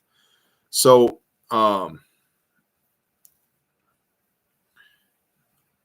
sorry, I saw the other questions here. No, I haven't found discrepancies. All the laws that exist are clearly articulated, regardless of which version of the Bible you're reading out of. Now, as far as laws inserted into chapters that seem like they don't make any sense, yeah, that happens all the time. But you can always infer something from this. In fact, we were talking about this earlier during the Torah portion earlier, where it was listing the sons of Aaron. And so you've got Nadav, Abihu, Itamar, and Eleazar. And Nadav and Abihu, both of which get smoked. They get killed by Yah because they brought the wrong incense to the tabernacle, which one would think, like, that's a hell of a reason to get smoke checked by the creator of the universe. Yeah. And you're probably thinking, like, well, why would he do that? Well, the very next line is about not being drunk in service to Yah. Drinking is okay. Drunkenness is not. You cannot be drunk and in service to Yah at the same time. And so a lot of those commands that are just kind of like, seems like it's shoehorned into the narrative of the story, they shine light on the context of what was going on in that story. So that's why they got smoked. Don't be drunk and bring the wrong incense to the table. And you can go a layer deeper than that. Why did they have the wrong incense? Who else were they burning incense to? Was the reason they got smoked because they brought the wrong incense to the temple? Or had they been earning it this whole time? This was the straw that broke the camel's back. So, can you explain the biblical calendar? I'm having a hard time trying to figure it out. Oh, geez, Anne. But it's a lunar calendar. Like that's just like the easiest way to like. Yeah. It's different. 13 months of 28 days based upon the lunar cycle. And that gives you 364 days. And on occasion, they'll add like a leap month to the year to make up for the difference of days. That's why like Christmas and Easter are basically fixed on the calendar, the Gregorian calendar, which is a sun calendar. So before anybody loses their shit over a lunar calendar, it's just a different circle in the sky. That's all it is. It's just a different circle in the sky. And the lunar calendar is 365.25 days long, which is why we have a leap day once every 4 years. And the lunar cycle is 365.24 days long, which is a whole nother thing. I think it's every 1,000 years they got to add a day, another day to the calendar, whatever. I don't remember all the details on the solar calendar, Gregorian calendar.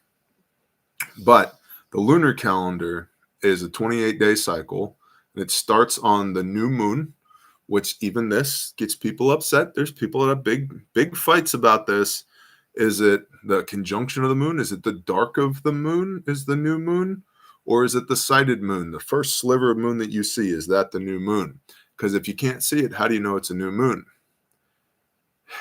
The new moon, 14 days later, you have a full moon. And 14 days after the full moon, and this is how I'm like when the new moon is dark, that's the new moon.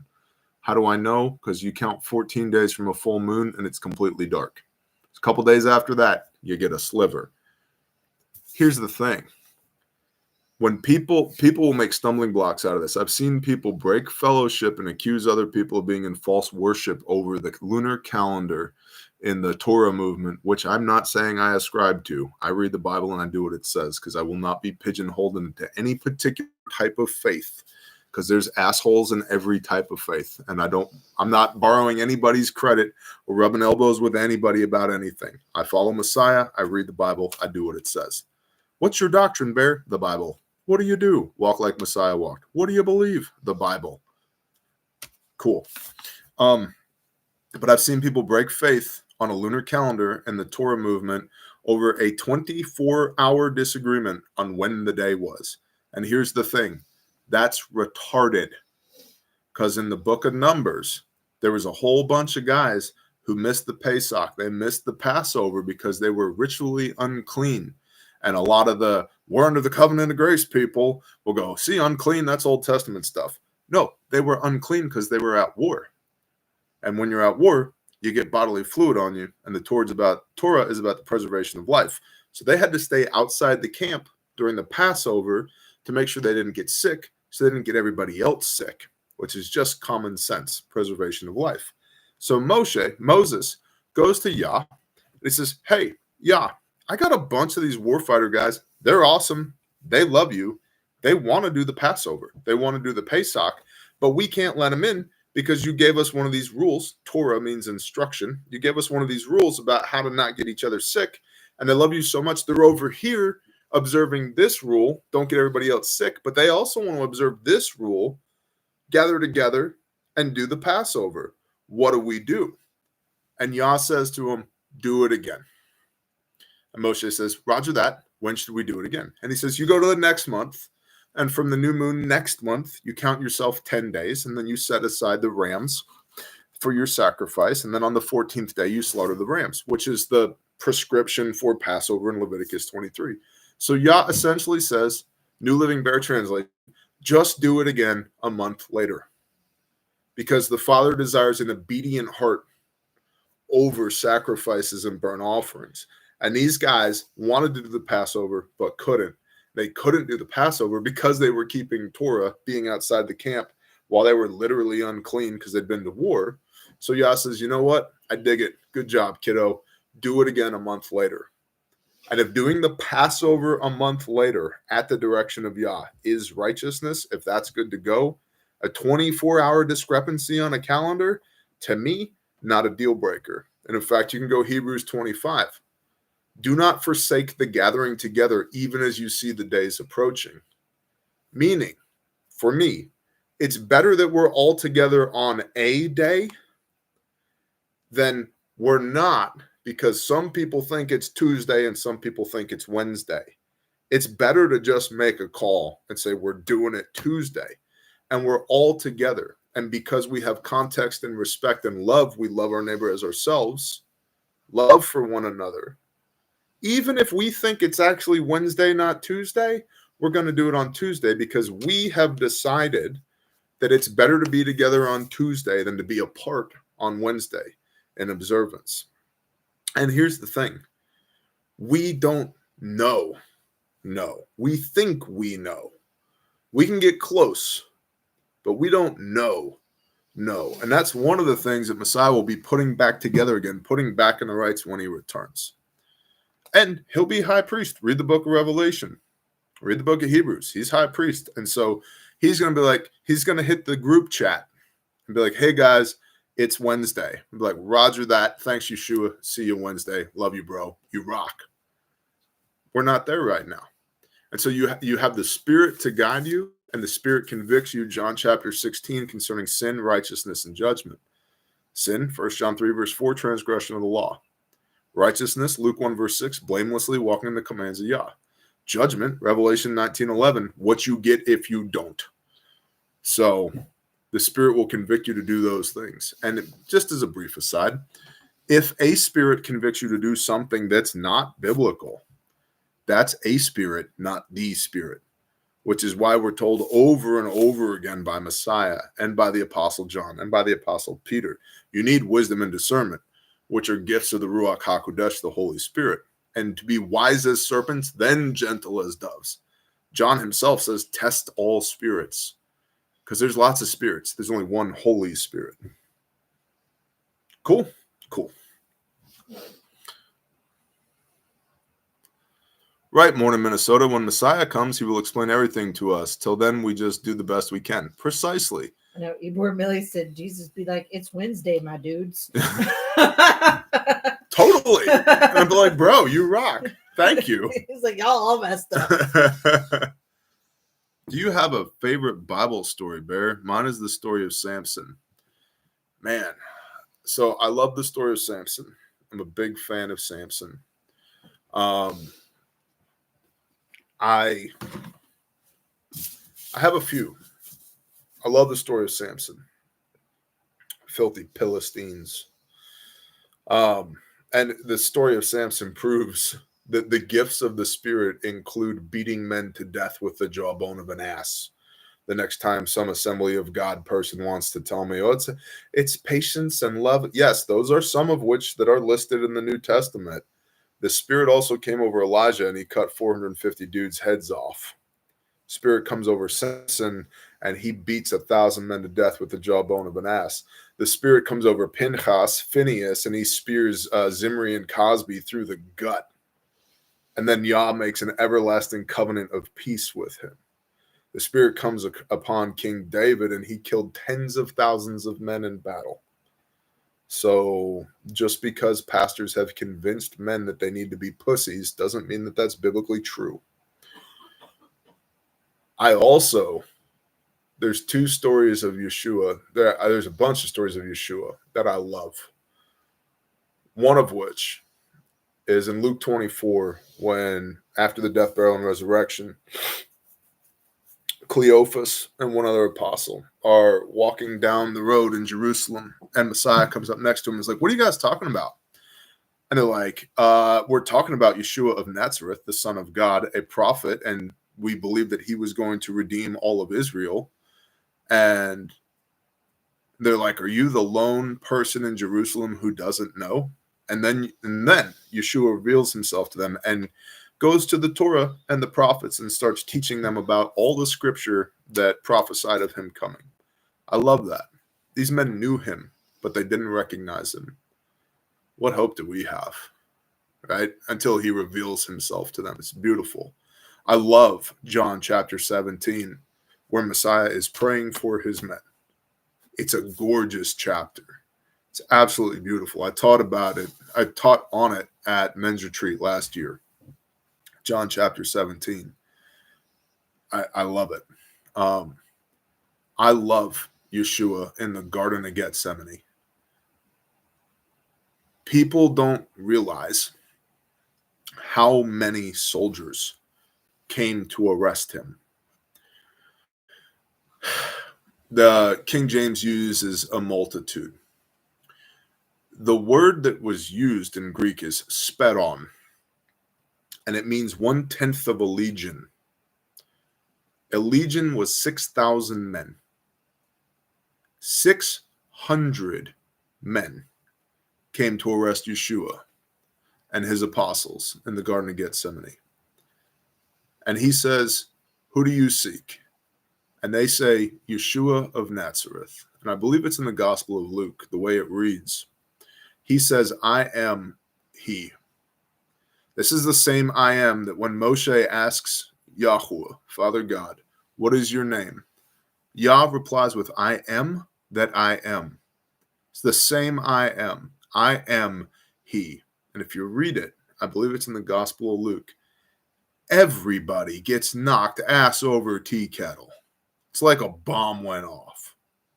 And it's like this glimpse in my mind of he's standing there for a moment in glory, like his flesh can no longer contain the divine. And just, I am he. And just prior to that, he had been weeping. "Father, this is going to suck. And I don't want to do this.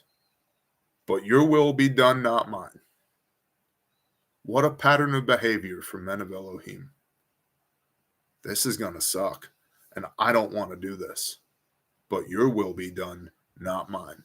This is why Yeshua says, life has no greater love than this, that a brother lays down his life for his friend. And it's why he tells the Romans and the Yehudim, the Jews, "You don't take my life from me. I lay it down willingly." This is Yah's will, not your will. You couldn't take my life from me if you wanted to. God made flesh. You couldn't kill me if you wanted to. I am freely giving it up. And that juxtaposition between praying and crying till blood comes out of him in the Garden of Gethsemane, the depth of the humanity here, this is going to suck and I don't want to do this.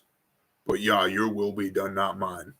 Balanced against, I am he. And everybody gets knocked ass over tea kettle. It's like both ends of the spectrum. 100% man, 100% Elohim. And it's just this beautiful scene that most people, what's up, Haunted? Shalom. That most people gloss right over.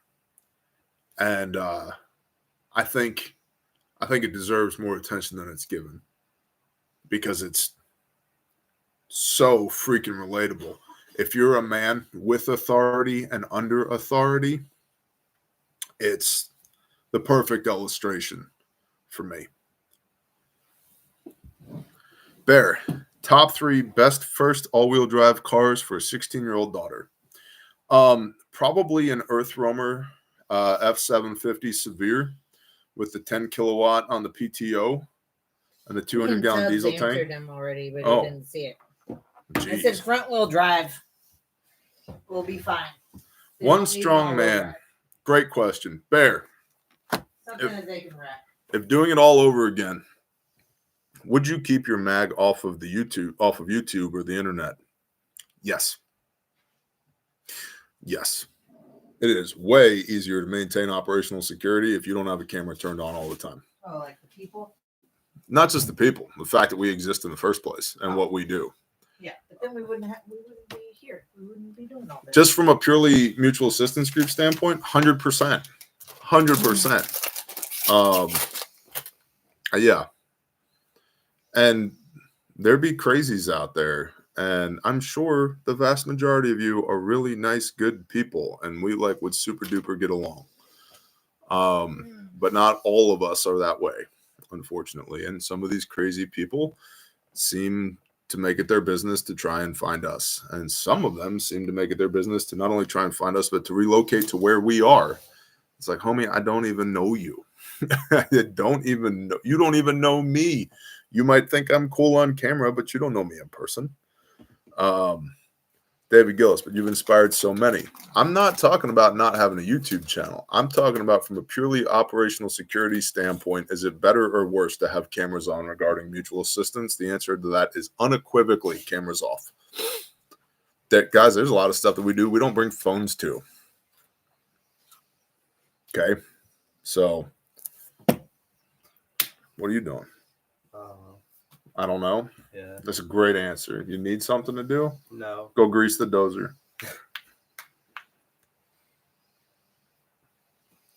Oh, well, I guess we should find something to do, huh? Yeah. Okay. All right. Take the trash out. Do push-ups. It's not full yet. Anyone else aware or have listened to Rob Skiba? Yes, very aware of Rob Skiba. May Yah rest his soul. He's no longer with us.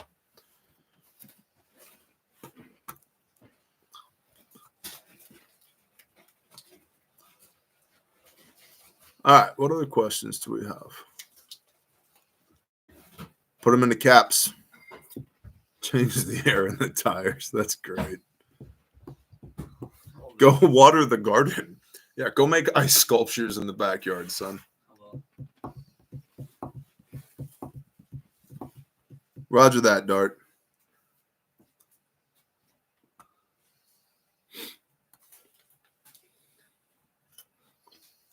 I'll go wash the sheet. How many biscuits? Top 3 EOs. Well, there's EIEIO. I'd say that's probably the first one. Frankincense, thieves, Oh, and die guys. Die Guys. I'm surprised you didn't put lavender in there. That seems to, like, everybody simps for lavender with the essential oils. It's like the generic, like, go-to for everything. But I like frankincense, thieves, die guys. Yeah, I was gonna say use thieves a lot. Mm-hmm. What's up, Gary? Economic forecast for the coming year. Don't spend cash you don't have. Don't spend money you don't have. Keep cash reserves. Be able to weather the storm. Definitely strengthen. If you have an emergency fund, strengthen it. If you don't get one, I think 2024, unfortunately, economically speaking, is going to be rough because there's an economy coming. And I think the Biden regime will try and take baby steps to make things seem better than they are. And we're going to be inundated with propaganda that things aren't as bad as they are. I mean, even right now, you see the Department of Labor saying we've added 18,000 new jobs last month. Yeah. Well, those were jobs that existed before COVID and then went away during COVID. And we still haven't regained even 70% of those pre-existing jobs before COVID. So, and yeah, I just don't have. I would love to tell you guys, it's going to be great. We're going to power through this. It's going to be great. Made in America. Everything's going to be great. You're going to make $1 billion. You're going to make $1 billion. You're going to make $1 billion. I don't feel that. And I certainly don't see the markets operating that way. Commercial real estate is in the gutter. A lot of Airbnbs aren't doing well. A lot of people aren't traveling. A lot of people are overextended from the holidays. I can tell you, being in e-commerce myself, January is a terrible month. Like, January is just a terrible month for e-commerce because most people overextended themselves in December. And so, yeah, I think it's very much a maintain year, 2024. Now, do I have ambitions for 2024 with my companies? Absolutely. Are there strategic partnerships we're courting? Absolutely. Do I think that it's going to be great for everybody across the board? I do not. And I hate to say that, but I just think that's the case. There, people are being called to our area. Arcoma, Northwest Arkansas, is a place to be. Yeah, I know where Arcoma is, homie. I know they're being called to this area. What does Caleb need? Oh my gosh. Oh.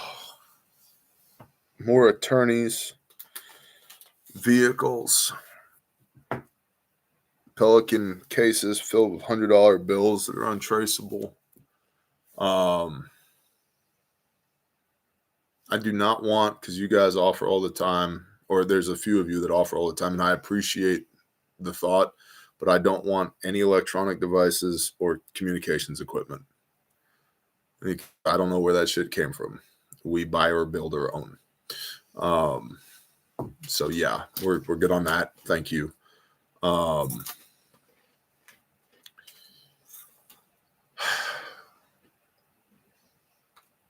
Operationally, yeah, vehicles and cash, because we burn through both of those things. On the recovery side, you guys know what a ream of paper is? It's like 5,000 or 500 sheets of paper. And when you buy a case of paper, it has 10 reams in it. So that's 5,000 pieces of paper. The regulations that our attorneys and legal assistants are looking through right now regarding care houses for aftercare for trafficking victims is 5,000 pages long. That's the regulations that we are slogging through right now to be able to do the job that the government should have done in the first place, but didn't. 5,000 pages long. And that's just the care homes, y'all. So prayer for that would be great. Also, attorneys cost money. So if the Spirit moves you, a couple of bucks would be wonderful. We need care parents.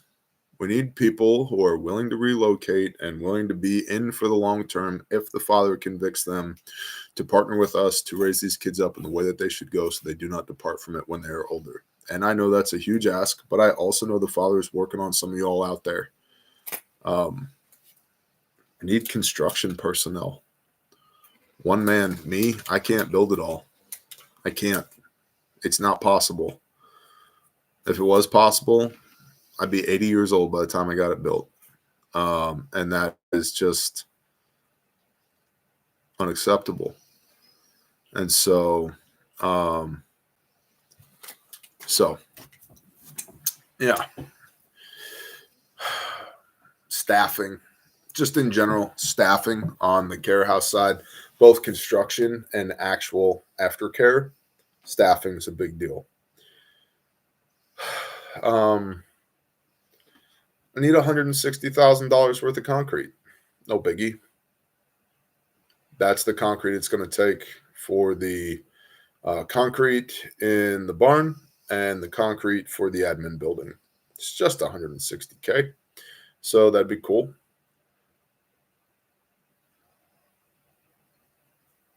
I don't know. I don't know, guys. Other than that, I need to execute. That's what I need. The biggest thing I/Caleb House needs, other than prayer, and I know that Yah's got us covered. I know that. And whatever we need, he will put into our hand when we are ready to steward it. I'm fully aware of that. I need you guys to be okay and to be understanding on the days that I'm not here in front of this damn rectangle because I'm out there doing something else, whether that's rescue or recovery. That's what I need. And then from an awareness standpoint, just please continue to tell people that we exist and that we are doing the work, whether that's your homies at work or your homies at church or your homies on the internet or other influencers and podcasters, whatever, content creators. I can't contact all of these people and let them know that I exist, let them know the Caleb House exists. And even if I could, it's a weird thing that happens in this space where it seems like and feels like sometimes like shameless self-promotion. Go on somebody's podcast and talk about what you do so that you can garner attention, which hopefully turns into dollar bills so that you can do the work. It carries more weight when somebody else makes that recommendation, when you don't go looking for it yourself. So if you believe in what we're doing with Caleb House, one of the best ways to support us is to tell other people about us, get other people interested in what we're doing. And you're correct, Big B. It is his will. And what's up, Alex Giles? And we will steward what he has given us to the best of our ability. And I truly believe the Father didn't bring us to this point just to watch us fail. And if this thing fails, if it gets messed up in any way, it's our fault. It's not his fault. And it'll only be our fault if we FA. If we mess around, we will find out, because our Yah is a righteous and just Yah, and his words will not return to him void. And I have no intention of messing around, nor do any of the other people that I work with doing this. So.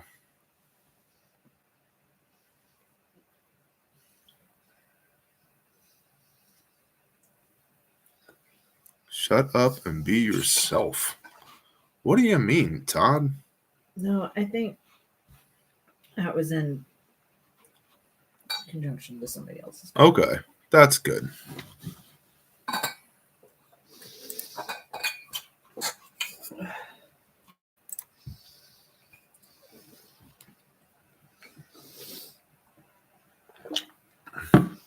Oh my gosh, this guy's threatening me. Unsubbing? Who? Wow. Who? Choosy heretics. Whatever, bro. Oh. Don't punch the camera. Are you having a good week? That's a great question, Anthony. Well, it just started a couple hours ago. Well, I guess 5 hours ago at sundown. It just started. So, yeah. So far, so good. Yeah. Yeah. And it's like, it's, snowpocalypse coming here in Oklahoma. It'll be fun. I got new tires on the back of my truck. I got four-wheel drive. I'm just saying, like, yeah, we're in it. Like, we're super we're in gonna it. be here. I'm sure they will see a lot more of you, because this tends to be your thing when you get. Yeah, but I've already told you, not you, not y'all. I already told my wife, hey, prepare for me to be on a track hoe on Sunday. Mm-hmm. And she was like, but that's when the storm's coming. I'm like, so? She's like, you're going to go dig in the snow? And I'm like, it has a cab. It'll be fine. So, yeah. Does Caleb House have swag, stickers, and shirts? Yeah, so at calebhouse.org, you can find there's some swag there. It's unapologetically expensive, and it's unapologetically expensive so that the juice is worth the squeeze to help raise funds for Caleb House. What's your favorite truck platform out of everything you've owned? That's a great question, Anthony. I guess it depends on what size truck we're talking about. Pickup truck wise, I really like my GMC 3500. And when I replace it, I will replace it with another GMC 3500 4-door 4x4 with the 6.6 diesel and the Allison 10-speed in it, with a flatbed on the back, with toolboxes, with chainsaws, and all the other stuff that I have on my truck, because I do work stuff in a truck. But I really like my truck. That being said, I don't like the fact that on that truck, the four-wheel drive or the transmission drives through the transfer case. So when your transfer case goes out, you don't have a truck anymore. That's not cool. But I paid a fair price for that truck 4 years ago, and it served me well over the last 4 years. It'll tow anything I want it to tow, but it doesn't skip past very many gas stations. I've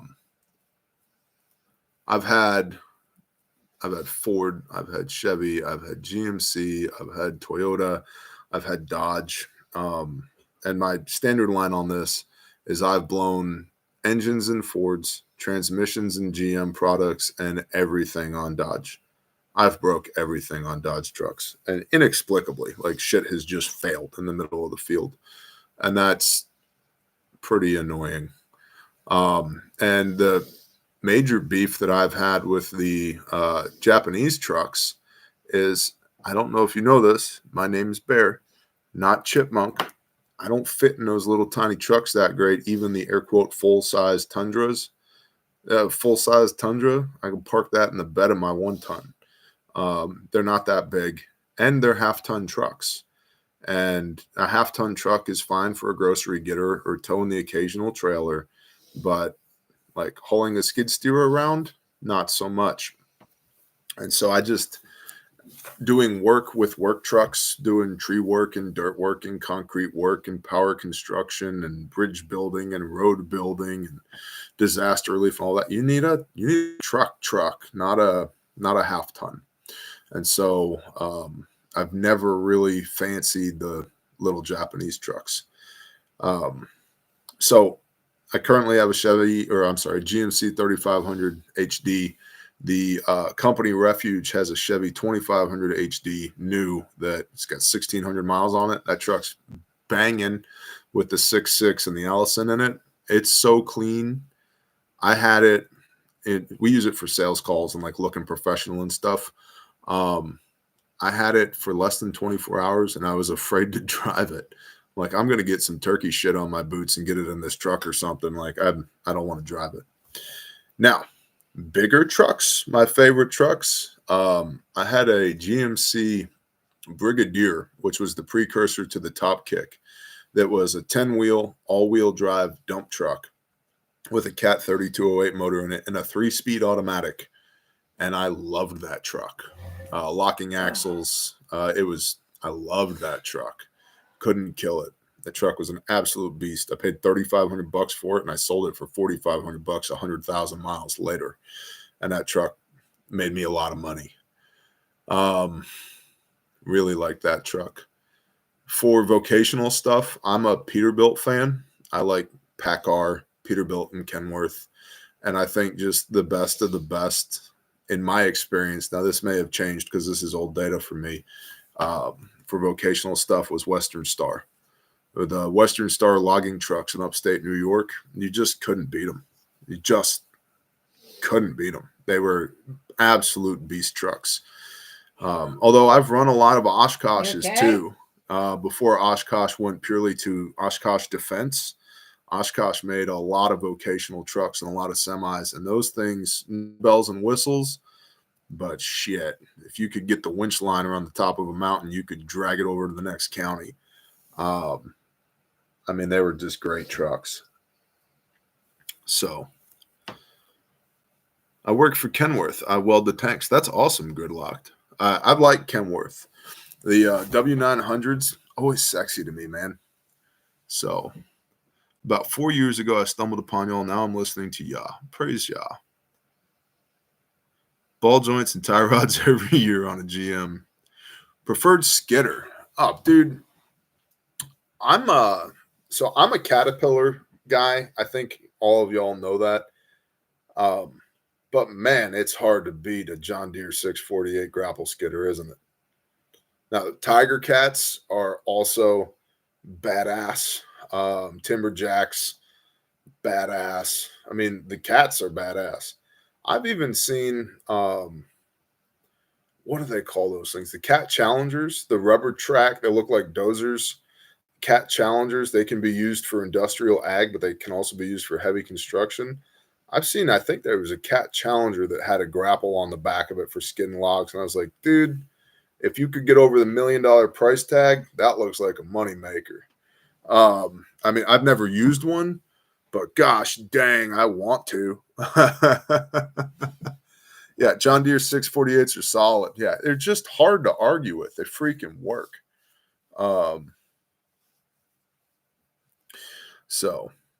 But yeah, I like stuff on tracks, although there's something to be said for a skidder with some gnarly chains on it, on the tires. Like, yeah, but the ruts, bro, the ruts, this time of year where everything's frozen solid, like it's cold right now. And this is like the best time of year for cutting timber where the ground is solid, but there's no snow load in a lot of places. Like, this is great because I don't have to worry about ruts. Everything will hold. I can run 150,000 pounds on a logging truck through the woods and I'm good. Late fall, early spring, nope. Everything turns to mud. And now you got literally 2-foot deep skidder ruts and all of your logs are getting covered in mud. And it just, yeah. Keep brief the same. Roger that, John T. That question was approximately 105 minutes ago, but you got it. So, similar in Alaska. Yep. Used swamp skidders. I've never used a swamp skidder. Opinion on two-wheel tractor. Things in the way. Opinion on two-wheel tractors, BCS.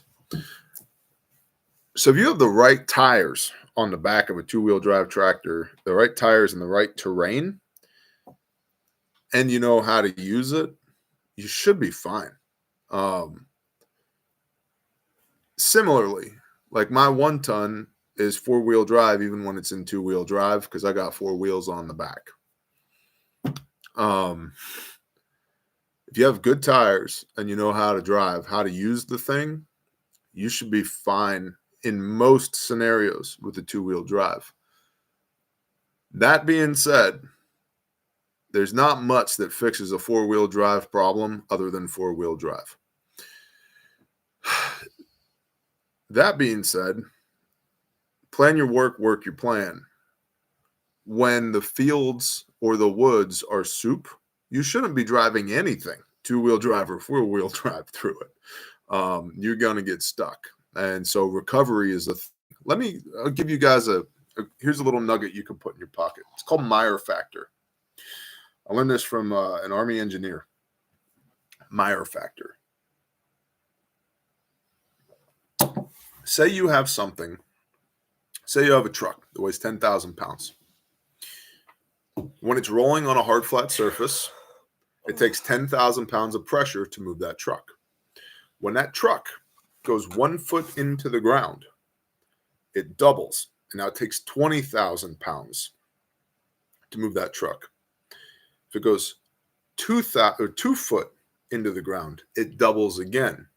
And now it takes 40,000 pounds to move that 10-pound truck. You go 3 foot into the ground, it doubles again. So exponential, not linear. 3 feet in the ground takes 80,000 pounds of pressure to unstick the 10,000-pound truck. 4 feet into the ground doubles again, 160,000 pounds. Moral of the story, don't get stuck. If you're getting stuck, stop. A lot of people get stuck. They try and throw in the 4-wheel drive and everything spins and they just chew themselves into the ground. Stop it. Just stop. If you're stuck, you're stuck. You need to get more traction or you need to be recovered.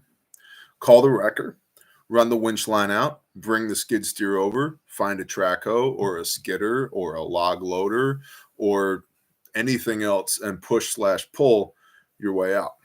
A crane, yeah. Well, cranes are for lifting vertically, not horizontally. If you put enough of a horizontal load on a crane, you'll need something to pick the crane back up. Cranes pick this way, vertically. All that counterweight and winch line and outriggers is designed to lift things up and down, not necessarily to pull front and back. So Yes, come along. Come-alongs. Yeah, Mossdam, by the way, is the brand of come-along to get. Maasdaam. Mossdam. They used to sell them at Home Depot. I don't know if they do anymore or not. They're about click, click, click, click. They're about 40 or 50 bucks. And I know you can buy some from Harbor Freight for 20 bucks, but here's the thing on Mossdam. They're better made.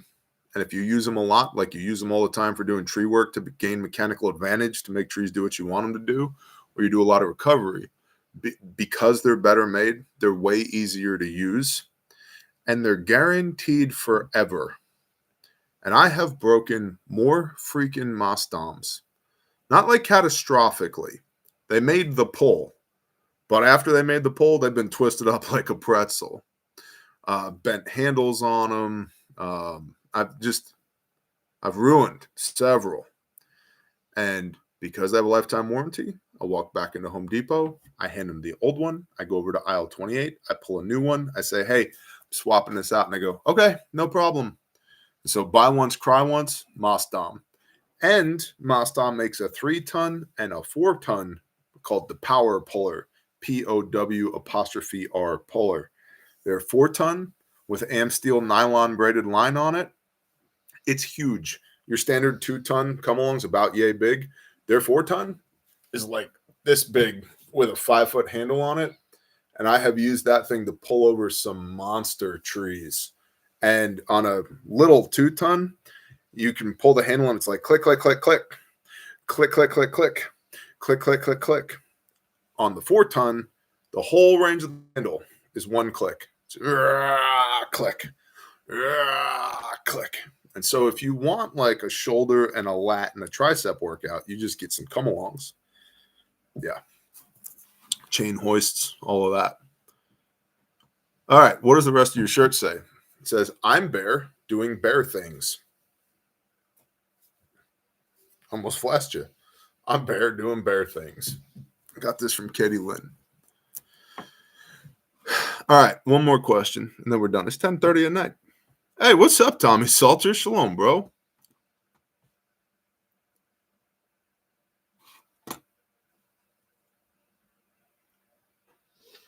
How does one honor their father when he's a POS? Oh, I have a video for that. Yeah, I think it might be Patreon. It is all the way Patreon, comma. In this moment, I am going to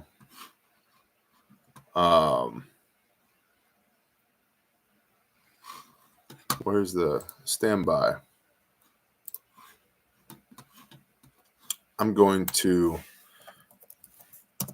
make an exception because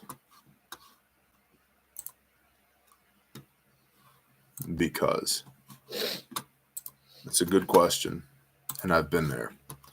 All right. So listen, guys, Gen Pop, this is a Patreon video, and I'm providing it to you so that you can have an answer to that question. I know a lot of y'all are on Patreon. If you're not on Patreon, you might just watch that video to get an idea of what the Patreon content looks like. Bear, can you fit a Hebrew starter pack into a bear bucket? No. Barely. You can barely fit them into a small livestock trailer. So.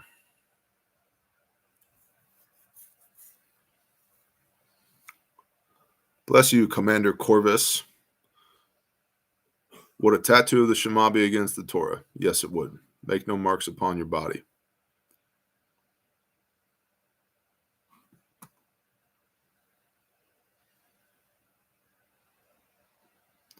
What's up, the Greek Homestead? What's going on?